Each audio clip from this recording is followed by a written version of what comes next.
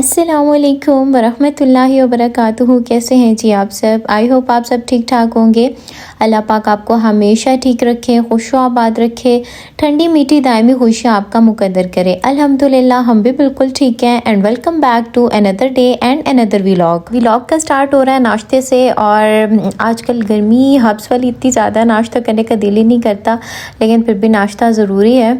तो मैंने तो आजकल चाय बिल्कुल छोड़ी हुई है, मतलब बिल्कुल तो नहीं छोड़ी भी, एक दिन पी लेती हूँ फिर एक दो दिन छोड़ देती हूँ, क्योंकि मुझसे ना चाय पी नहीं जाती इतनी गर्मी में, पता नहीं क्यों ना। आजकल थोड़ा मौसम ऐसा है या क्या।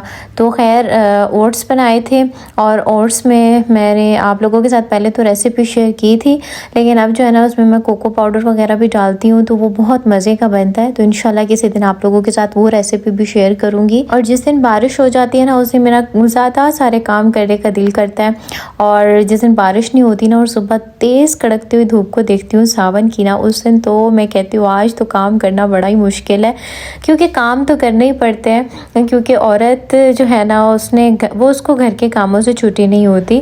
तो खैर ये भी उसके लिए इबादत ही है, अगर वो इसको इबादत की नीयत से करे। बल्कि सिर्फ घर के काम नहीं, हर काम ही अगर इंसान उसमें अपनी नीयत अच्छी बना लेना तो उस काम पे अगर वैसे अजर नहीं भी मिलना तो उसकी अच्छी नीयत पर उसको उस काम पर ज़रूर अजर मिलेगा, चाहे वो छोटा सा ही काम क्यों ना हो। और दूसरी बात यह कि बिस्मिल्लाह पढ़कर जो काम शुरू किया जाता है अल्लाह पाक उसमें बहुत बरकत देते हैं। तो कोशिश किया करें कि कोई भी काम कर रहे हो, उठ बैठ रहे हो, पानी का गिलास पकड़ रहे हो, तो बिस्मिल्लाहिर्रहमानिर्रहीम लाजमी पढ़ने की आदत डालें। ये आदत आपको बहुत फ़ायदा पहुँचाएगी, क्योंकि जिस चीज़ पर भी अल्लाह का नाम ले लिया जाए उसमें बरकत ऑटोमेटिकली आ ही जाती है। तो खैर मैं अपने बात की तरफ वापस आती हूँ। आज मौसम जो है ना वो थोड़ा मज़े का हो रहा था, यानी बहुत मज़े का नहीं हो रहा था, लेकिन फिर भी अल्लाह का शुक्र है कि बादल से बन जाते थे तो फिर मौसम थोड़ा ना अच्छा लगता था। मैंने सोचा कि आज मैं अपनी बेडशीट्स वगैरह भी चेंज कर लेती हूँ, तो मैंने दोनों रूम्स की बेडशीट्स वगैरह उतारी और उनको डाला वॉशिंग मशीन में, और फिर मैं आ गई थी किचन में, क्योंकि आज मैं बना रही थी लाल लोबिया। अच्छा, जब अदनान जिम स्टार्ट करते हैं ना तो वो फिर अपनी डाइट वाली खाने पर आ जाते हैं, तो मैं भी फिर उन दिनों जो है ना मतलब डाइट वाला ही खाना बना रही होती हूँ, तो ये सालन वालन कुछ उस तरह से बनाती नहीं हूँ मैं। तो आज काफ़ी दिनों बाद जो है ना लाल लोबिया बना रही थी मैं। तो मैं अक्सर अदनान से कहती भी हूँ आपके डाइट के खाने के चक्करों में ना मुझे खाना बनाना ही भूल जाएगा, क्योंकि ना मैं अकेले अपने लिए कुछ अलग से बनाती नहीं हूँ। बहुत कम ही ऐसा होता है कि मैं अपने लिए अलग से कुछ बनाऊँ। ये इस बात से आप लोग भी रिलेट करेंगे कि बंदा अकेले अपने लिए कुछ बनाना हो ना तो उस मामले में बहुत ज़्यादा सुस्त हो जाता है। तो खैर यहाँ पर आज मेरा भी बड़ा दिल कर रहा था कि लाल लोबिया और साथ में बॉयल चावल हो तो वो खाए जाए। तो बस यहाँ पर मैं उसी की तैयारी कर रही थी कि मैं जल्दी जल्दी से ना खाना बना लूँ। अच्छा, बहुत सारे लोगों को मैंने देखा है उनको लाल लोबिया पसंद बहुत ज़्यादा होता है, और बहुत सारे ऐसे भी लोग देखे हैं कि जिनको लाल लोबिया पसंद ही नहीं होता, उनके घरों में लाल लोबिया बनता ही नहीं है। वैसे मैं सोचती हूँ कि भाई इतनी अच्छी डिश है, लोग कैसे इसे अवॉइड कर लेते हैं। आप लोग किस कैटेगरी में आते हैं? आप लोग मुझे बताना कि आप लोग भी लाल लोबिया पसंद करते हैं कि नहीं। भाई मुझे तो बहुत पसंद है, और कश्मीरियों की भी मेरे ख्याल में ये ख़ास डिश होती है, और वो लोग लोबिये को ना एक नाम पुकारते हैं, राजमा चावल। तो ये मुझे तो बड़ा अच्छा कॉम्बिनेशन लगता है, साथ सैलड भी हो तो बड़ा इंसान ना इस खाने को एंजॉय करता है। एज़ अ मुस्लिम हम सब का ये अल्लाह ताला पर ईमान है कि अच्छी और बुरी तकदीर का इख्तियार जो है वो अल्लाह पाक के हाथ में है। इंसान की तकदीर जो है वो अल्लाह पाक ने लिखी है। जब बच्चा अभी इस दुनिया में आया भी नहीं होता तो अल्लाह ताला की तरफ से एक फ़रिश्ता आता है जो उसके लिए उसकी नेक बख्ती, उसकी बदबख्ती सब कुछ लिख कर चला जाता है। मज़े की बात यह ना कि तकदीर की भी दो किस्में हैं। एक तो तकदीर होती है जो अटल होती है, यानी कि जो फ़ैसला पक्का लिखा जा चुका होता है, और दूसरी वो तकदीर होती है जो मुअल्लक होती है, यानी कि ये अल्लाह पाक ने इंसान के ऊपर छोड़ा होता है कि वो अगर दुआ मांगेगा तो उसके ऊपर से ये चीज़ हटकर तो ये चीज़ हो जाएगी, उसकी दुआ कबूल हो जाएगी तो उसके हक़ में ये चीज़ हो जाएगी। तो ऐसी तकदीर मुअल्लक कहलाती है। तो ना अल्लाह पाक ने जो हमें इतना प्यारा दीन दिया ना, इसमें बड़ी प्यारी प्यारी दुआएं भी हमें सिखाई हैं। तो उसमें एक बुरी तकदीर से बचने की दुआ भी है कि हम जब उस दुआ का एहतमाम करेंगे तो इंशाअल्लाह हम बुरी तकदीर से भी बचेंगे, हमारी तकदीर में कुछ भी गलत चीज़ नहीं होगी। और हकीकत तो है भी यही कि जो अपनी ज़ुबान को ज़िक्र से तर रखता है, जो अपने इर्द गिर्द दुआओं का हिसार बनाए रखता है ना, तो अल्लाह पाक की ख़ास पनाह और ख़ास हिफाजत में होता है। तो बुरी तकदीर क्या और हादसे और इस तरह की जो बुरी चीज़ें होती हैं वो भी उस पर असरअंदाज नहीं होती माशाअल्लाह। तो आज मैंने सोचा कि मैं आप लोगों के साथ एक बुरी तकदीर से बचने की दुआ जो है वो शेयर करती हूँ। आप लोग भी इस दुआ को याद किया करें, याद कर लें और सुबह शाम अपनी रूटीन में उसको पढ़ा करें।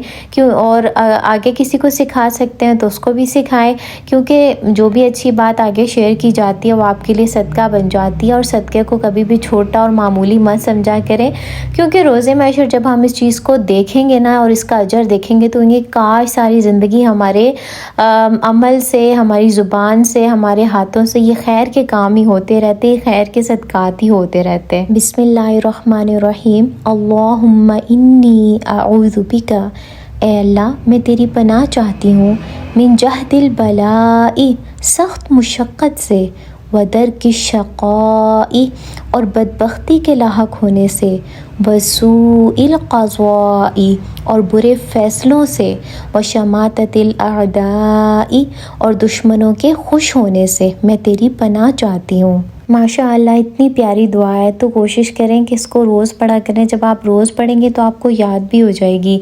और अच्छा है ना कि ज़ुबान पर ये जब अल्फाज चढ़ जाते हैं फिर इंसान को मुश्किल नहीं लगती और वो बहुत आसानी से अपने अज़कार कर सकता है। तो ये मैंने स्क्रीन पे मेंशन कर दिया है, स्क्रीनशॉट लगा दिया है। तो आप लोग जो है ना इसका स्क्रीनशॉट भी ले लें और इसे जो है ना अपनी रूटीन में शामिल करें।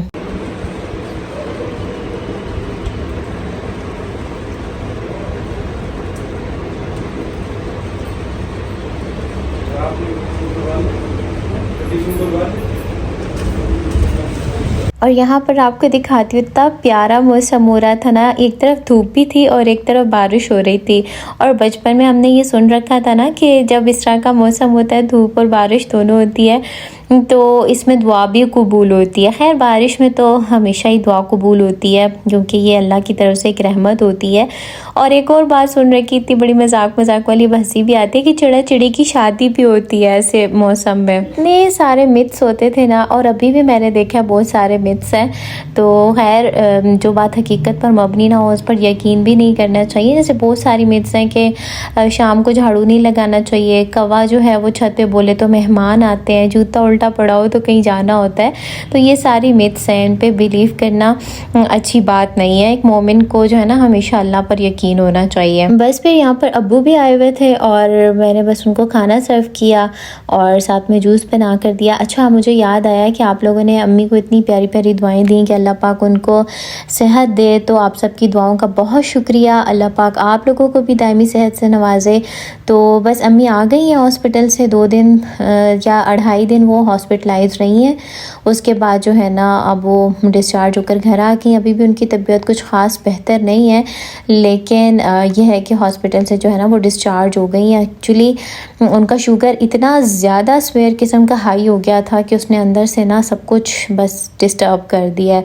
तो आप लोगों ने उनको अपनी दुआओं में याद रखना है कि अल्लाह पाक उन्हें कामिल शिफा से नवाजें और जल्दी से ना सेहतयाब करके हमारे साथ जो है ना फिर से हंसता मुस्कुराता कर दें। आमीन सुमा आमीन। वैसे तो मेरे ससुर अब्बू को शुगर है, उनकी शुगर हाई होती है, तो उनका तो चलो ज़हन में रहता है कि भाई उनकी शुगर हाई होती है तो बंदा उस हिसाब से ना मतलब देख लेता है डाइट शाइट भी। लेकिन अम्मी का हमेशा शुगर जो है ना वो लो होता था, तो अभी जो है वो करती थी मीठा मतलब ज़्यादा इस्तेमाल करती थी। उनको तो पता ही नहीं था, वहमो गुमान में भी नहीं था कि उनका शुगर हाई होता है। तो ये तो अभी जब बहुत ज़्यादा काम बढ़ गया और उनकी तबीयत ख़राब हुई तब जो है वो डायग्नोज़ हो गई। और अल्लाह का शुक्र है कि अभी भी डायग्नोज़ हो गई है, वरना तो फिर बहुत ही काम ख़राब हो जाता। बस अल्लाह पाक सबको सेहत दे, क्योंकि सेहत है तो सब कुछ है। और हमारा ना सबसे बड़ा मसला ये होता है कि हम कामों में ख़ुद को इतना मसरूफ़ कर लेते हैं, इतना ख़ुद को थका देते हैं, अपनी सेहत को निगलेक्ट करते हैं, अपनी डाइट का प्रॉपर ख्याल नहीं रखते। फिर आखिर क्या होता है कि भाई हमारी सेहत जो है वो हमारा साथ छोड़ देती है और उसी सेहत को दोबारा हासिल करने के लिए फिर हम जो है ना डॉक्टर्स पर भी पैसे लगाते हैं और मतलब अपने और भी डाइट लेते हैं। लेकिन फिर वो कहते हैं ना कि बीमारी से पहले सेहत को गनीमत जानो। तो अपनी सेहत का ना बहुत ख्याल रखना चाहिए। मैं ख़ुद भी कोई इतनी ख़ास अपनी सेहत के मामले में नहीं हूँ, लेकिन फिर भी मुझे कभी कभी एहसास होता है कि नहीं, सेहत है तो सब कुछ है, सेहत नहीं है तो कुछ नहीं। तो अपनी ज़ात को भी ना प्रायोरिटी देनी चाहिए। तो अब अम्मी का भी ना खाना पीना चेंज हुआ है ना, तो उनको भी कुछ मज़े का नहीं लग रहा, क्योंकि उनकी आदत है कि वो बहुत मीठे वाले खाने खाती हैं, यानी कि शुगर वाली चाय पीती थी और उनको फीकी चीज़ बिल्कुल भी नहीं अच्छी लगती थी। तो अब जो है ना उनके लिए काफ़ी मुश्किल हो रहा है, लेकिन वही बात है कि सेहत के लिए फिर इंसान को ये सब कुछ ना करना पड़ता है। तो खैर यहाँ पर जो मैंने अपनी बेडशीट्स वगैरह धोई थी वो भी मैंने कहा जल्दी जल्दी से समेट लूँ। और सावन में चीज़ों को खुश्क करना बहुत ही टफ़ टास्क होता है। पहले तो मैंने बाहर डाली रखी, लेकिन बाहर जब मौसम जो है मुझे ख़राब लगा तो फिर उसके बाद ना मैं इनको अंदर ले आई थी और मैंने पंखे में ना डाल दी थी, क्योंकि मोस्टली तो खुश्क ही थी, लेकिन वो जो एक नमी नमी वाला सीन होता है ना वो था इनका। तो मैंने कहा चलो पंखे की हवा लगेगी तो ये सही से ना खुश्क हो जाएंगी, तब मैं इनको अंदर रखूँगी, वरना फिर स्मेल आती है। और आप लोग बताएं कि आप लोग सावन को कैसे एंजॉय करें। कुछ लोग इस मौसम को बहुत ज़्यादा एंजॉय करते हैं, बारिश वगैरह को। तो बारिश तो एंजॉय कर ही रही हूँ मैं भी, लेकिन ये जो बीच में धूप निकल आती है ना वो बड़ा काम ख़राब करती है। खैर आई होप आपने आज की वीडियो को भी पसंद किया होगा। लाइक किया करें और प्यारा सा कमेंट भी कर दिया करें। अपना ख्याल रखिएगा। अल्लाह हाफिज़।